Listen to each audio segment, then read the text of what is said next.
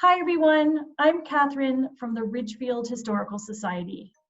Thanks so much for joining us today for episode 2, part 1 of Dr. Darla Shaw's ongoing series of podcasts, Ridgefield Women to be Remembered. In this segment, Darla will portray Mabel Cleves, a renowned early education specialist. Hi Darla. Hi, Catherine. So good to meet with you again. Thanks so much. We're so excited to hear a little bit more about Miss Mabel Cleves. Well, I am so glad you want to hear my story. I'm certainly not a household name. In fact, if you've never been to Veterans Park Auditorium, you've probably never even heard of me. Well, my claim to fame was early childhood education. I was really the first totally certified kindergarten teacher in a public school in Connecticut. I was also the first person nationally to take preschool education into the public school system. Oh, I believe so strongly in early childhood education. Children learn the most from birth to age 5, and that's when we were not teaching them. But let's go a little bit further back. Was I from New England? No, I was not from New England. I was a Georgia girl. I came from a very wealthy Georgia family. I was number 1 in my class, so I came north when I got into an Ivy League college. I got into Columbia University. I was one of the few women. I was majoring in education. Oh, what an education I got at Columbia. But after that, I went to study with Dr. Maria Montessori. And this woman's education changed my life totally. Oh, there was no sitting in rows. There was no paper and pencil and workbooks or anything like that. It was fun. It was open-ended. It was experiential. It was integrated. It was based on problem solving. How did you do this? You had art centers, you had music centers, you had science centers, things that you would do in the sandbox. You learned your math through the post office and through playing in stores. You had trunks and trunks of clothes and costumes and puppets. There were just books, picture books everywhere, and there was storytelling and fun and just putting it all together. That's what I was able to bring to Ridgefield. In addition to that, I was one of 40 that was invited to go to Germany to study with Dr. Frohlich. He was the founder of kindergartens. He even named it kindergarten. I had such a wealth of education regarding early childhood. But what was good for early childhood was also good for all education. Well, how did I get to Ridgefield? Well, I was in New York. I met the Rockwell family, and May Rockwell became my friend. Now, the Rockwells lived in the Lounsbury House, which is now the community center. It was called the House of Friends. Anyone that was a friend there was welcome at any time. What a wonderful, warm, comforting place.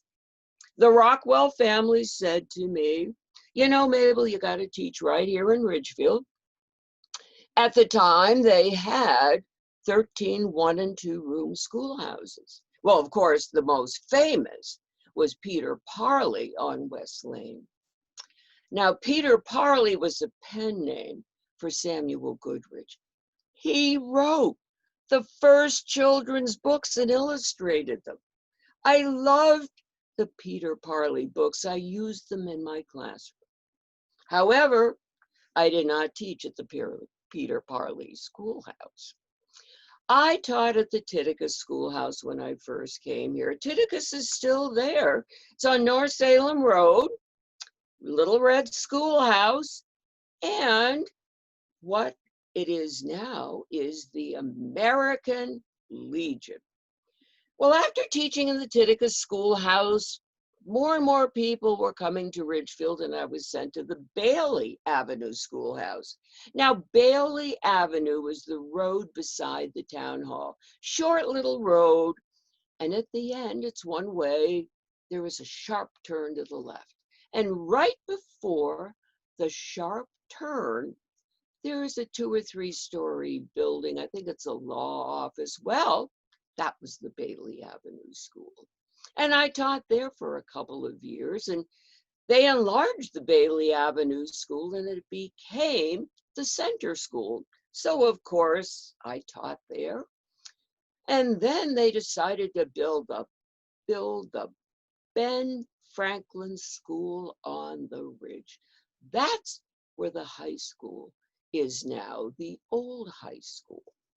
Well, that was a very big building, and they gave me a whole wing to myself, and I was basically in charge of the whole primary wing. But then that school went secondary, so I went back to the Bailey Avenue School, which was now greatly enlarged and was a garden school. And I was actually the principal of the garden school when you think about it. I was writing curriculum, I was giving workshops, I was lecturing all over, I was talking to the women's clubs and the town board, and I loved being at the garden school.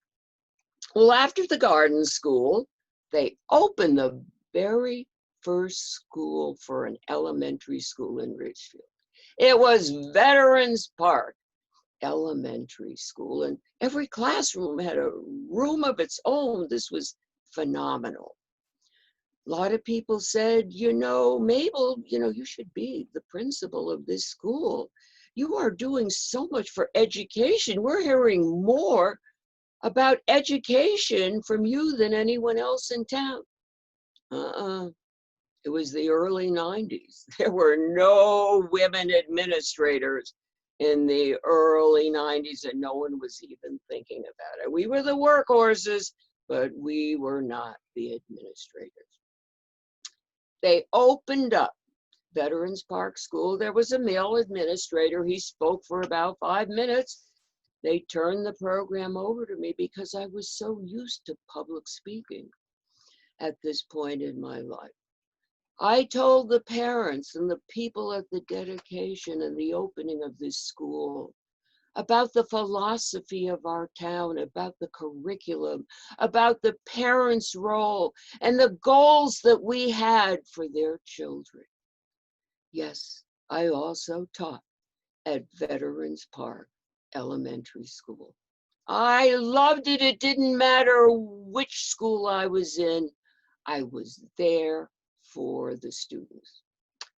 Well, even when I started at Titicaca, I had a concern.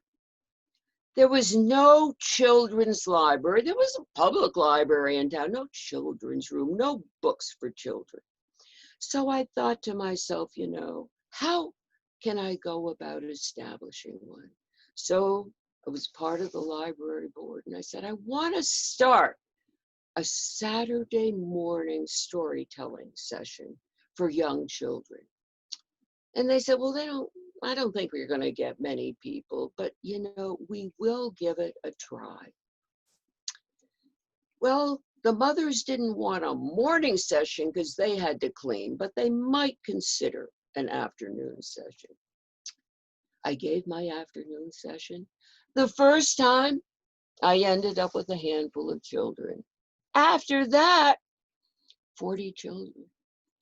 I kept growing. We were up to 60. We had to limit the number of children.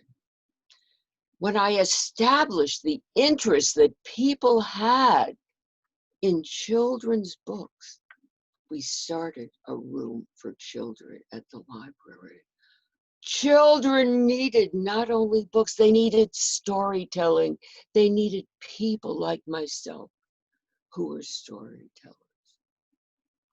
I also established in town a mother's club. I got most of my mother's club from the women's club and speaking to them. We needed a women's club.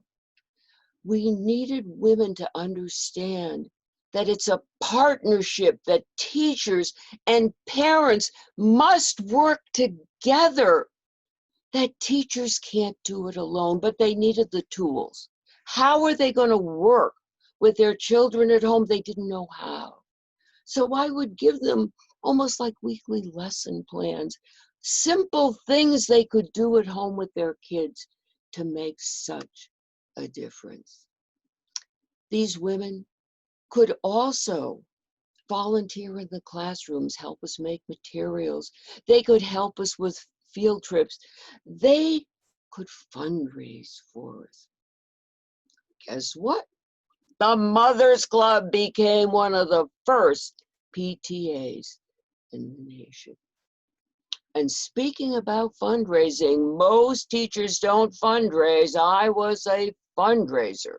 As I said, I wasn't afraid of speaking and writing. What I did, I went to the theater groups in town and I said, give us the proceeds from one performance. They ended up giving us proceeds for more than one performance.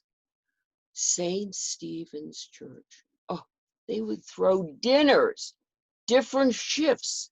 700-800 people would come for dinner. We would get the proceeds from this. Oh, we got so many materials from the fundraising that took part for myself and from the Mothers Club.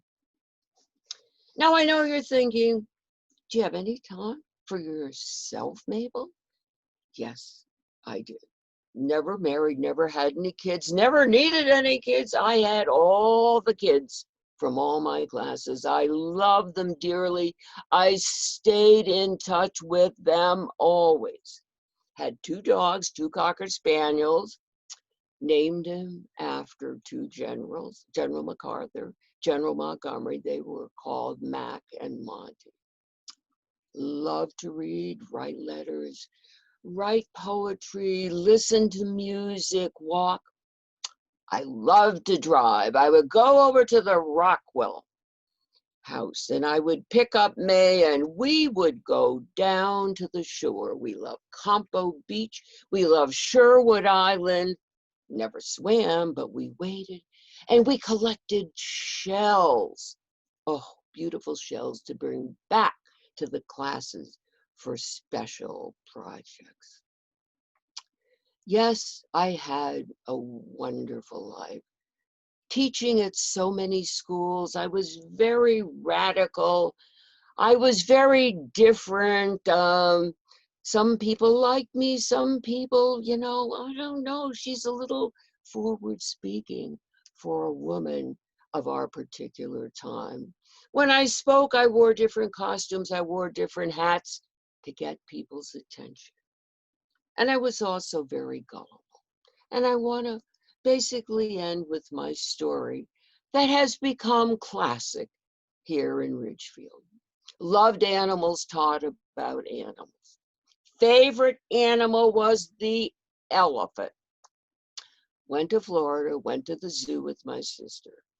Spent all the time watching the elephants. And my sister said to me, Mabel, I have an idea for your birthday.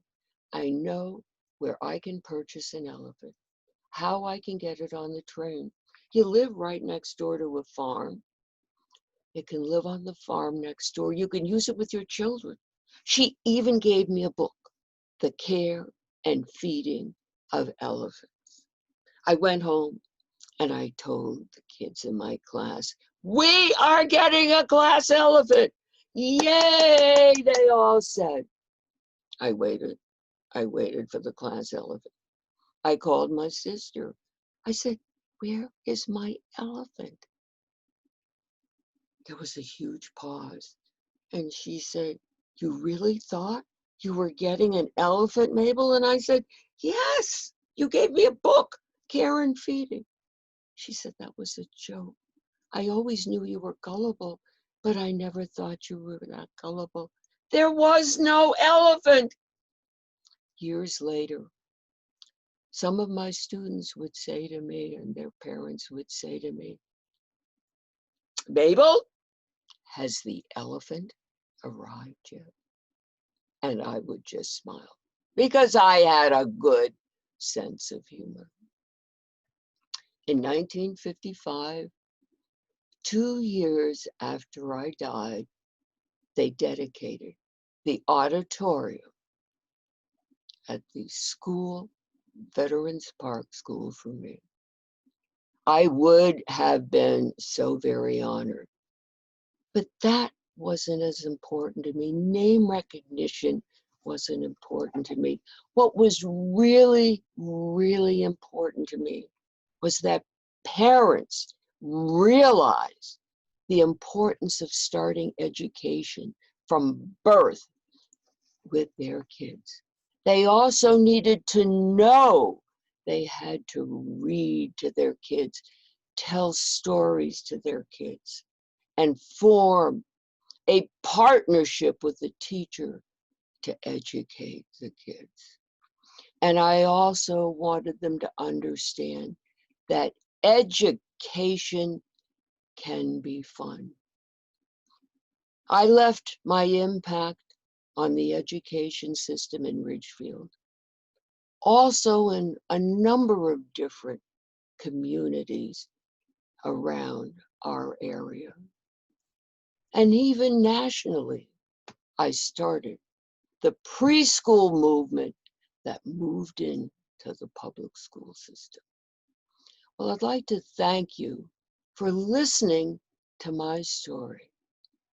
But our next episode will be about another auditorium lady, the Richfield High School auditorium lady. And her name was Anna Shelton Richardson. Thank you and goodbye.